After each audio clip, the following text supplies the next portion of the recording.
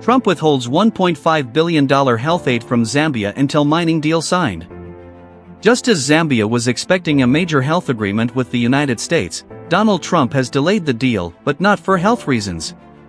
Reports reveal that the agreement is now tied to a separate mining deal, sparking concerns about international influence and Zambia's sovereignty. Why is a mining agreement affecting a healthcare pact?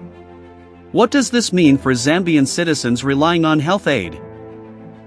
And how could this impact Zambia-US relations moving forward? Stay with us as we break down the facts, the politics, and the potential consequences. Good day, viewers. Welcome to another edition of InspirAfrica Official. I'm Nakash. Well, it's been quite a week here, hasn't it? The rains have finally started across much of the continent, bringing relief to farmers and hope to communities. But while nature brings its blessings, the corridors of power have been brewing something far more turbulent. Today, we bring you a story that has sent shockwaves through southern Africa and raised urgent questions about the price of sovereignty in the modern era. Picture this, a nation of 20 million people. Hospitals struggling with essential medicines. Clinics in rural areas operating on threadbare budgets. Mothers walking miles for basic prenatal care. And then, a lifeline appears. $1.5 billion in health aid. Promised. Committed. Desperately needed, but there's a catch. What happens when humanitarian assistance becomes a bargaining chip? When the medicine your children need comes with strings attached, not strings of accountability or transparency, but strings that lead directly to your nation's mineral wealth. What do you do when the most powerful nation on earth looks at your suffering and sees leverage? How did we arrive at a moment where health aid, assistance meant to save lives, is held hostage until mining contracts are signed? And what does it say about the New World Order when a handshake on copper and cobalt becomes the price of survival? Is this diplomacy? Is this business? Or is this something far more dangerous, a precedent that could reshape how powerful nations engage with the African continent for generations to come? Factual foundation, background and timeline. The revelation came to light in early December 2025, sending tremors through Lusaka's government corridors and aid organizations across Zambia. The story begins in September 2024, during the final months of the previous U.S. administration, when USAID had earmarked approximately $1.5 billion in health assistance for Zambia over a 5-year period. This comprehensive package was designed to address Zambia's critical healthcare challenges. HIV/AIDS treatment programs, maternal and child health initiatives, tuberculosis control, and strengthening of rural health infrastructure. Zambia, a landlocked nation in southern Africa, has long struggled with healthcare access. With a population of over 20 million and a GDP of roughly $29 billion, the country ranks among the world's most aid-dependent nations. The promised U.S. health assistance represented nearly 5% of Zambia's entire national budget. A lifeline for a healthcare system stretched to breaking point. Then came January 20, 2025. Donald Trump returned to the White House for his second presidency, bringing with him a dramatically different approach to foreign aid and international relations. By late November 2025, whispers began circulating in Zambia's capital. U.S. health aid disbursements, expected to begin flowing in early 2025, had mysteriously stalled. Zambian health ministry officials reported that scheduled fund transfers had been temporarily delayed without clear explanation. The truth emerged through a leaked memorandum on December 3, 2025. According to multiple sources within both the Zambian government and the U.S. Embassy in Lusaka, the Trump administration had explicitly linked the release of health aid funds to Zambia's willingness to grant favorable mining concessions to American companies. The target? Zambia's vast copper reserves. The country is Africa's second-largest copper producer, and its emerging lithium deposits, critical for electric vehicle batteries and the global green energy transition. On December 8, 2025, Zambian President Hakainde Hichilema publicly acknowledged the situation during a press conference in Lusaka, confirming that his government had been presented with what he carefully termed complex conditionalities attached to the health aid package. Direct evidence, quotes and testimony. President Hichilema's words during that December 8 press conference were measured, but the frustration was palpable. We have been informed by our American partners that the health assistance package, which was, committed under the previous administration, is now subject to what they call reciprocal arrangements. We were told, quite directly, that Zambia's cooperation on strategic mineral access would be viewed favorably in determining the timing and, the full scope of aid disbursement. When pressed by journalists on whether this constituted a quid pro quo, President Hichilema continued. Look, I don't want to use inflammatory language here. But let me be clear, we were presented with draft mining agreements. We were told these agreements would demonstrate Zambia's commitment to, and I quote, mutually beneficial partnership with the United States. And we were told that signing these agreements would, shall we say, facilitate the processing of our health assistance?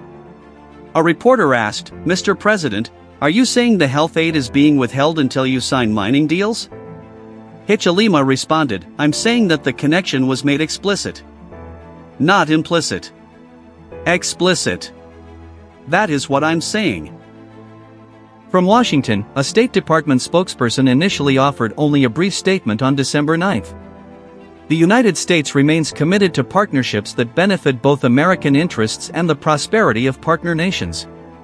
All assistance programs are subject to regular review to ensure they align with current policy priorities and deliver maximum value for American taxpayers.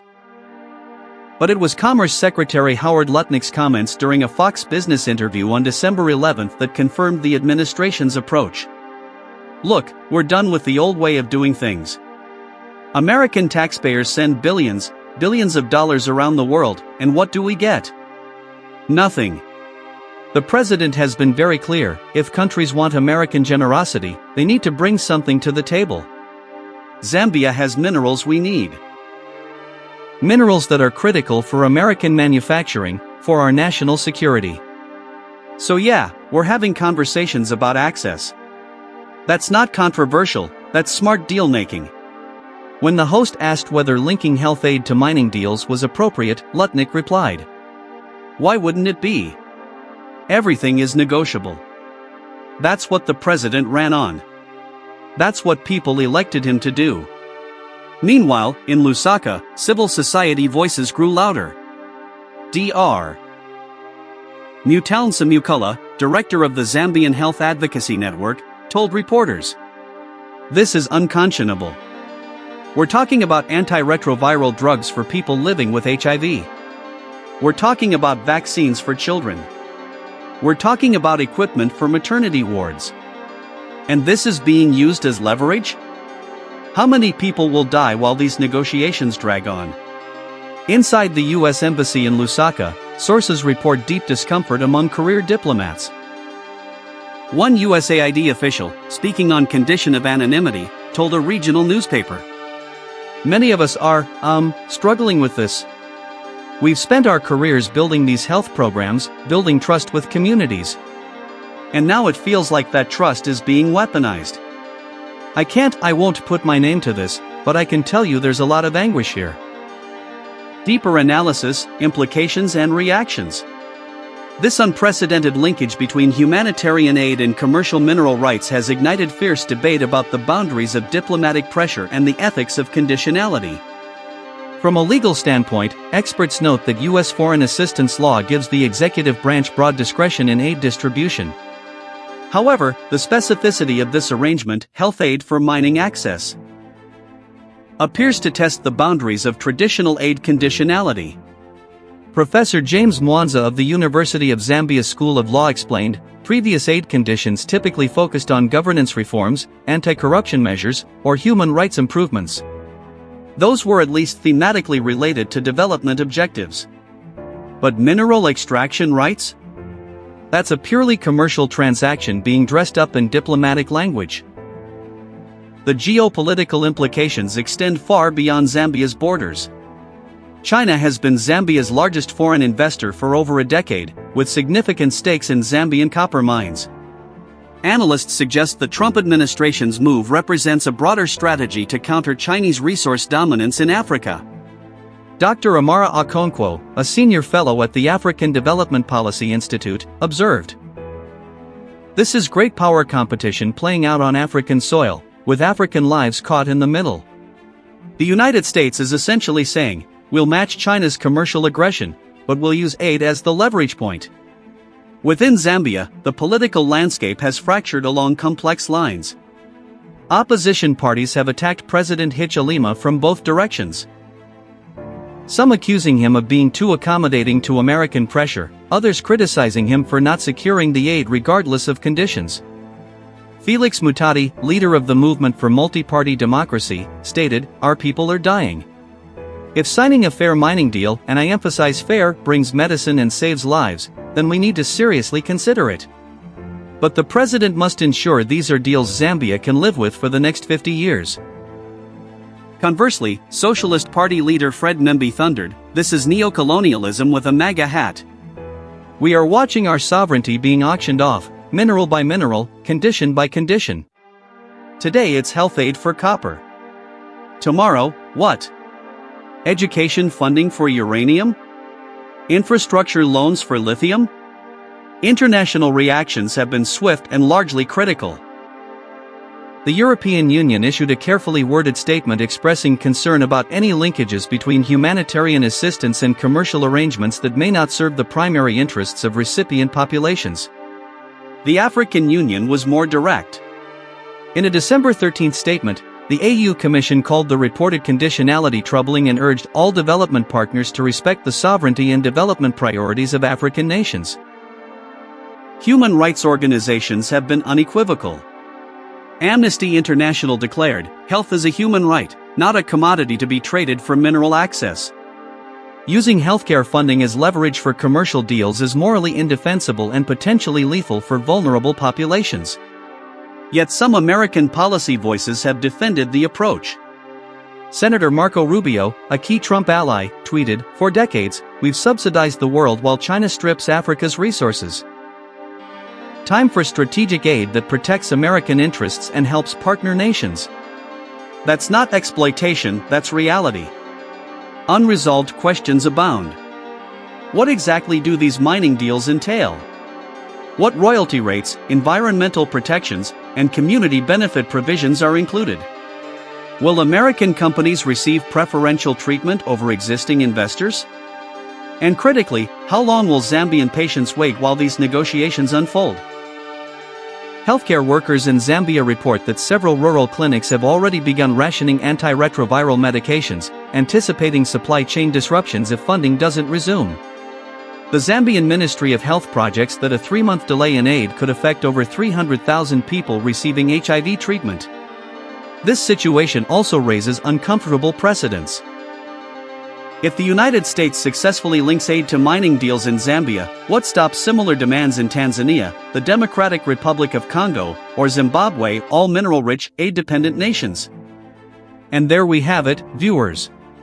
A story that crystallizes so many of the tensions defining our current moment: sovereignty versus dependence, humanitarianism versus national interest, the price of partnership in an increasingly transactional world.